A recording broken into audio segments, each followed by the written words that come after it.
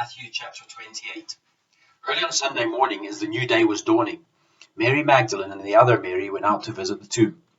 Suddenly there was a great earthquake, for an angel of the Lord came down from heaven, rolled aside the stone, and sat on it. His face shone like lightning, and his clothing was as white as snow. The guards shook with fear when they saw him, and they fell into a dead faint. Then the angel spoke to the woman. "Don't be afraid," he said. "I know you're looking for Jesus who was crucified. He isn't here. He has risen from the dead, just as he said would happen. Come see where his body was lying. And now go quickly and tell his disciples that he has risen from the dead, and he is going ahead of you to Galilee. You will see him there. Remember what I have told you." The woman ran quickly from the tomb.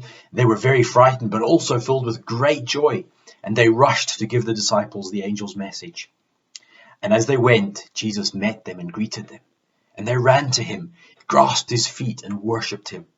Then Jesus said to them, "Don't be afraid. Go, tell my brothers to leave for Galilee, and they will see me there." As the women were on their way, some of the guards went into the city and told the leading priests what had happened. A meeting with the elders was called, and they decided to give the soldiers a large bribe. They told the soldiers, "You must say, 'Jesus came during the night while you were sleeping, and they stole his body.' If the governor hears about it, we'll stand up for you so you won't get into trouble." So the guards accepted the bribe and said what they were told to say. The story spread widely among the Jews, and they still tell it today. Then the 11 disciples left for Galilee, going to the mountain where Jesus had told them to go. When they saw him, they worshipped him, but some of them doubted. Jesus came and told his disciples, "I've been given all authority in heaven and on earth. Therefore go and make disciples of all the nations, baptizing them in the name of the Father and the Son and the Holy Spirit. Teach these new disciples to obey all the commands I've given you, and be sure of this, I am with you even to the end of the age." It's another great chapter today. I love the way this chapter starts. It says, "As the new day was dawning." And this was a new day dawning on a number of levels for the disciples. But on one level, it was the new day dawning because they were just about to realize that Jesus was alive and that he had risen from the dead.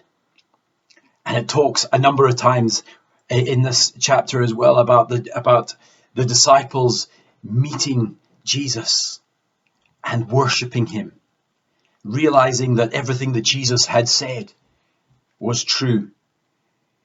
Suddenly their mourning was turned into joy. Suddenly their despair was just transformed into hope. And then I love the end of this chapter where it says, "And be sure of this, that I am with you always, even to the end of the age." In some respects, this chapter is really what Christianity is all about. It's about meeting Jesus. It's about realizing that everything he says is true.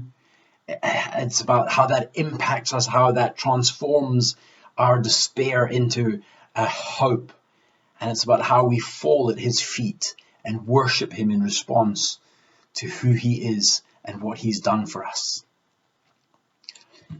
Jesus has been a solid anchor in my life for almost 30 years now. And I absolutely love this passage, which is really just about how the gospel message transforms our lives, how Jesus impacts us.